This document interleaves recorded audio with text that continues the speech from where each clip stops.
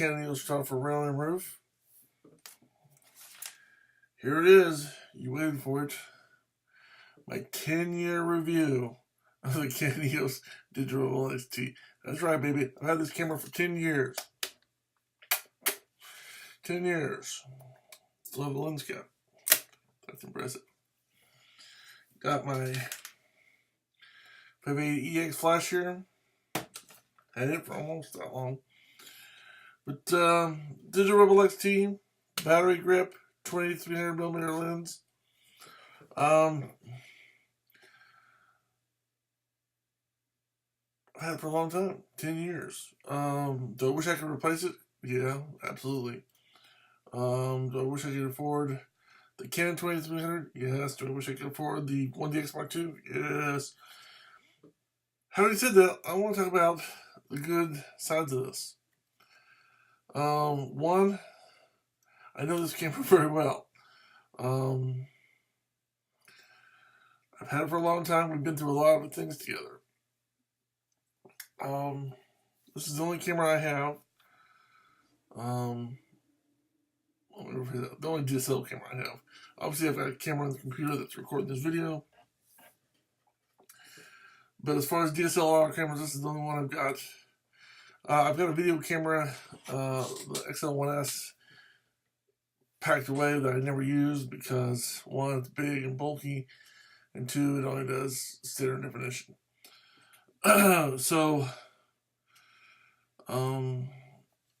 This is my main camera. This is the one, if I take it anywhere, this is what I take with me.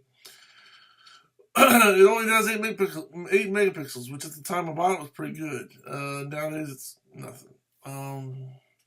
Does it still do good pictures, 8 megapixels? Yeah, sure, I can do some really good pictures. Would be a lot better if it was newer, high-tech. Yeah, of course. Let's talk about some of the good things. The lens comes off real easy. We push the button. No big deal there. Comes off real easy. The battery grip. I really like the battery grip. We're going to go this way or this way. It's very... if you're going to buy a camera like this, I highly recommend the battery grip because, at least for me, I have big hands. Ladies. And... this is real small, and this is just, even with the battery grip, I wish it was kind of bigger. I'll get into that a little bit more later. But it looks good, it feels good for the most part. Yeah, it can be a little bit bigger, because like I said, I have big hands, and I wish it was a little bit bigger. But overall, it's pretty good. I like the pop-up flash. It's not as fast as it doesn't recycle as fast as I'd like, but it's nice. Part of the autofocusing has failed me, or has quit working when I'm in certain modes. When I'm in program mode, which is kind of annoying. When I'm in program mode, it doesn't autofocus. It's supposed to, but for some reason it's messed up. So that's one reason I want to get a new camera. There's lots of reasons I want a new camera, but that's just one of them. This is the only lens I have, the 2300. Do I wish I had more lenses? Yeah. Do I need more lenses? Depends on the situation. The thing I like about the 2300 is the variable focal length. It goes all the way from 20 to 300. Obviously, this isn't the Canon 2300. Not near as well built, but it does okay. It does a pretty good job. Is it good? Again, it's not as good as the Canon, not as fast as the Canon, but overall, not a bad lens. Especially when you consider the price was like $350, $400, if I remember right, when I bought it back in the day. Which for $2,300 is not too bad. It was about the same price as my flash. So I'm really not griping. I've got UV zero filter on the lens for protection. The battery grip's real nice. These things right here, I never use them. The video out, the remote control, or the digital in and out. I don't. In fact, the this right here came off, broke. The plastic part broke, and I put in some hot glue stuff. I put some hot glue stuff. I put the cover on, let the hot glue dry, and just so it looks good. And since I never use them, it's not a big deal. I've never used any of those ports. Well, let me rephrase that. I won't say I've never used them. I just, on an everyday basis, I don't use them. The video out is for like going to a TV, which I never do. I've done it a couple times, but not very often. The remote control I don't use, and the digital, instead of having a digital in and out, obviously I use the CF card. And the reason I use the CF card is it's a lot faster than this digital in and out ever could be. This I can do in about 3 to 4 minutes, copying the CF card, which would take this right here in and out about 20 to 30 minutes. It's very slow. Don't ask me why, it just is. So transferring your files via the CF card, a lot faster. Infinitely faster. Again, the flash doesn't recycle as fast as I'd like. Let's see what else I can talk about. If I had a newer camera, the display would be bigger. It would be touchscreen. A lot of new features. The lens is autofocus, main focus. There's no image stabilization, but if you're shooting at certain speeds, you don't have to really worry about that. The downside to this, to every modern camera, is the ISO. The ISO goes from 100 to 1600. That's nothing compared to modern cameras today. 1600 ISO back in the day was considered high. In fact, I remember when I shot film back in high school, 1600 was considered a really high ISO. Well, it was 1600, 3200. If you're really doing it, 4800 was a high film ISO. Nowadays with digital, you can go to 52,500 and it's considered normal.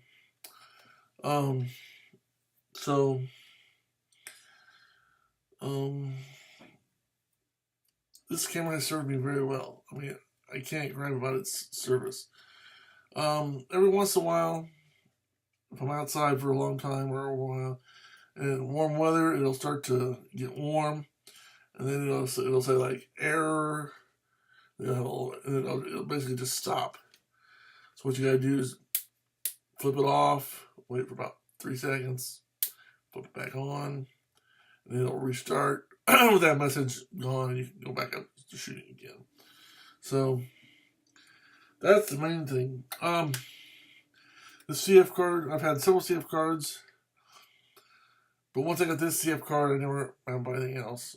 The first CF card I had was an actual hard drive card, which is hard to believe. It had an actual physical hard drive in it, and at the time I thought it was a cool deal, but it was slow.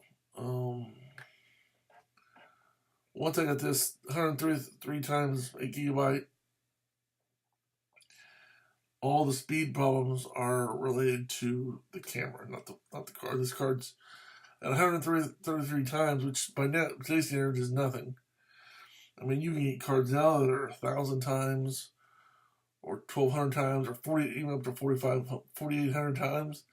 I mean, it's very fast compared to 133. But for what I do,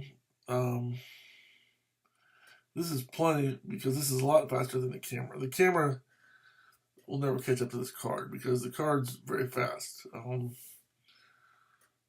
that's one of the beauties of doing this. Is the card you can buy. I think I paid $40 for this one. I mean, it wasn't very expensive, and it's 8 gigs. For $40, 8 gigs. I set my color exposures on the highest setting, JPEG. I don't use. It's got a RAW, but I never use RAW. I shoot all my stuff JPEG. And I set my stuff for the highest quality JPEG that the camera will do. And you can easily hold 6,000 pictures. 6,000 pictures. I've only come close to one time filling up the card. I did events several years ago. It's been several years. When they dedicated that bridge in Columbus, Indiana, I went. I was for some reason, it must have been a photo taken new that day because I shot over 5,800 pictures within 6 hours.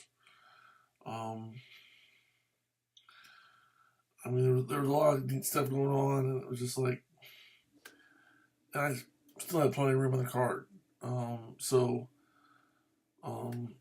You can do weddings, you can do events with one card. Like I said, 8 gigabytes. They come in 16 gigabytes, 32, 64. I mean, you can come in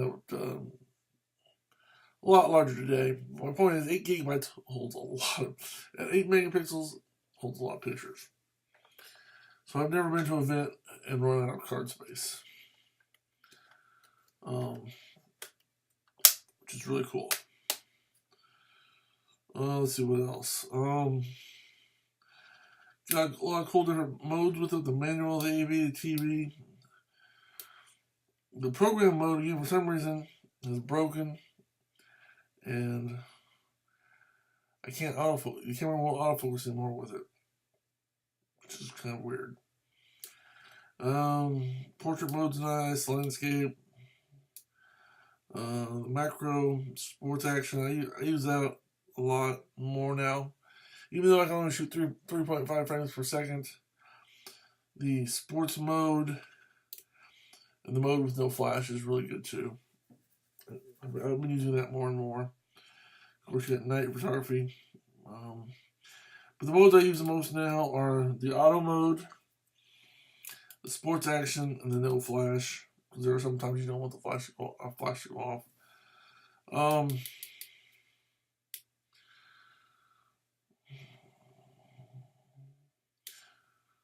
One of the problems with the program not working, the autofocus on the program mode not working, is that in program mode, it's kind of like auto, except when I use my Speedlite flash, I can set it to force fire. In other words, it's going to fire every time, no matter what. And that's a good thing, and sometimes you want that. And the fact that I can't autofocus in program mode means I have to revert back to auto, which means it's only going to use the flash when the camera thinks it needs it. Whereas if in program mode, I can set the flash to fire every time, regardless of what the camera thinks. It's a good feature to have, and the fact that it's not working makes me upset. I used to have straps on the camera. Neck strap, I got rid of it because it got to be uncomfortable. It's annoying, so I got rid of it. I've worn off just over time, the stuff on the handle grip is starting to come off. I don't know if you can see that or not. Maybe you can if I hold up the line. See how some of it's shiny and some of it's dull. The dull part's supposed to be there. The shiny part's there because the dull covering over it has worn away. Which again, not a big deal. I ain't tripping over that. The battery grip. Personally, I don't know why they do it this way, other than maybe weight. But my thoughts are they could make this, if they would do it, design it, so the batteries went in sideways like this, they could easily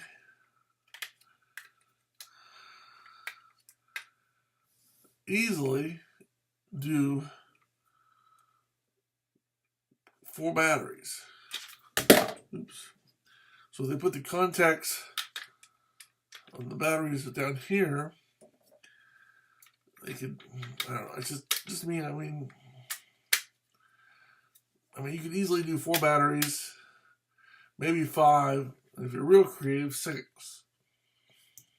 So, yeah, I would redesign this because you could easily do 5 batteries, if not 6. So, let's see what else. The viewfinder's good.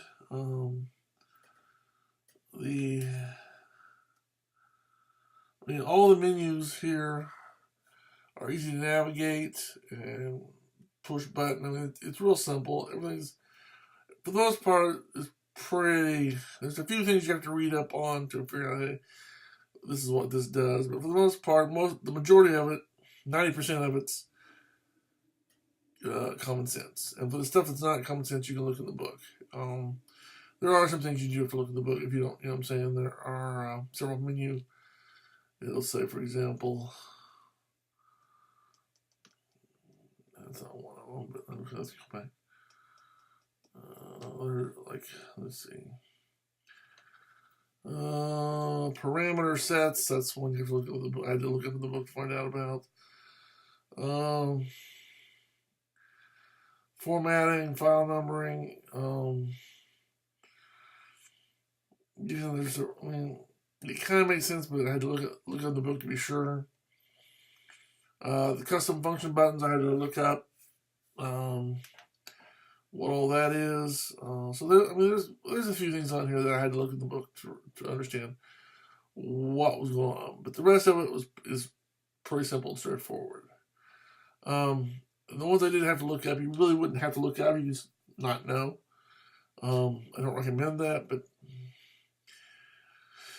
if you're lazy and don't want to read the book, you wouldn't. I mean, you could still use a camera and not know what those things mean. But I like to know, personally, I like to know everything as much as I can.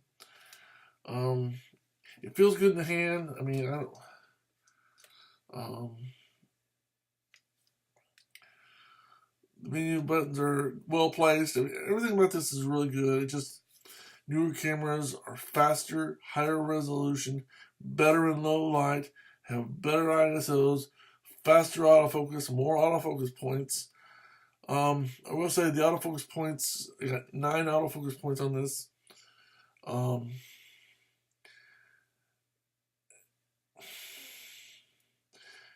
Considering when I first started, the first autofocus camera I had, which was a film camera, had 1 autofocus point, which was directly in the middle. That was an Ultra camera. It had 1 autofocus point directly in the middle, and you had to work with that one. This has 9. It has 1, 2, 3. Let's see, I'm trying to remember. 1, 2, 3. Where's the other 4, 5? I mean, it's 5 across. Yeah, 5 across and 1, 2, 3, 4. Yeah, so 5 this way, 6, 7, 8, 9. Yeah. So it's like 5 dots across, 2 up here, then 2 down here. So yeah, improvement, but by today's 61 or 110, or whether you're Nikon or Canon shooter, more autofocus points are better, and the selectable autofocus points, don't even ask, because it can't do it. And of course, this doesn't do video of any kind. Would I love to have a camera that did photos and video? Absolutely. That just goes without saying. Especially in a smaller DSL format. I've got my XL1S, which I still have. It's in great shape, but it only does standard definition, which nobody wants to watch standard definition anymore when you got 720 or 1080p or 4K or above.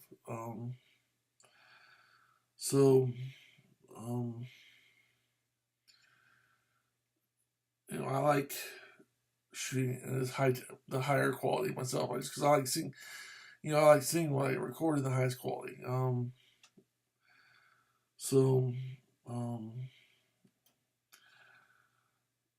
But this has been very durable. I know it's not waterproof, but it's good. I've had it in rain and it works. Keeps working. Not heavy rain, but I've kept when it's like light sprinkles or stuff. I've used it. I try to put it up when it gets real wet. A lot of people don't like the physical zoom of the lens. You know what I'm saying? They like to have the lens stay one physical size. Now, there is one feature on this lens I halfway like. And, excuse me, but I feel better now. Woo! I should get that out of the video. Well, I'm not going to. Oh gosh, just a second. I should cut that out, but I'm not going to. One of the problems that the Canon 28-300 has is that you have a zoom, or not a zoom ring, but a locking ring that goes from, you can adjust, 10%, 15%, or up to 30, all the way up to 100. Instead of just having a lock or a loose, they have a tightness where you can do the tightness of the lens, which I don't think anybody would ever use. Most people just want it locked or open. And one of the features of this lens is that you can do exactly that. You can lock the lens. Okay? Then you can unloosen it, or loosen it, excuse me. However, the downside to this one is you can only lock it at the 28mm position. You can only lock it in the 28mm position. You can't lock it at 35 or 40 or 50. For it to be locked, it has to be in 28mm. Which makes sense if you're going to plug, put it in a camera case and you don't want it. But as far as, what I'd like to be able to do is unlock it at 28. Let's say I'm shooting something where I'm at, let's just say 100, for example. I would love to be able to lock that at 100 and have it not move. But the point is, if I lock it at 100, it's still loose until you click it down to 28 and then it locks in place. So do I like the lock? Yes. Do I like the fact that it only locks at 28mm? No. But I'm glad it does have a lock. So, and again, that's just the lens. This is the Phoenix lens. Different lenses are going to work different ways, obviously. That doesn't have anything to do with the camera. The flash, I really like. I've had this for a long time, too. Is it the fastest flash going now? No, of course not. But it's still a very good flash. And it works very well. I'm not complaining.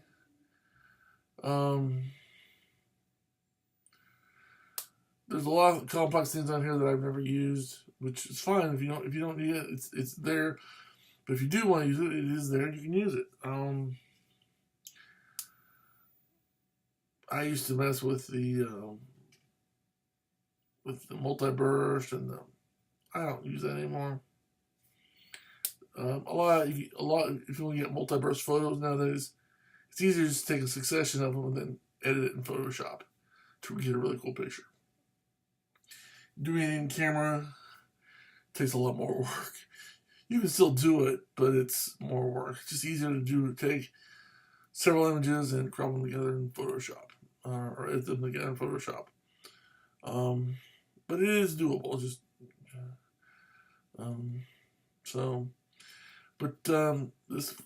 The 580EX, it's very flexible. You can up and down. You can rotate it around. You can do all kinds of forwards, backwards, whatever. So it's very, very good flash. I've had a lot of success with this flash. And of course, if you want to,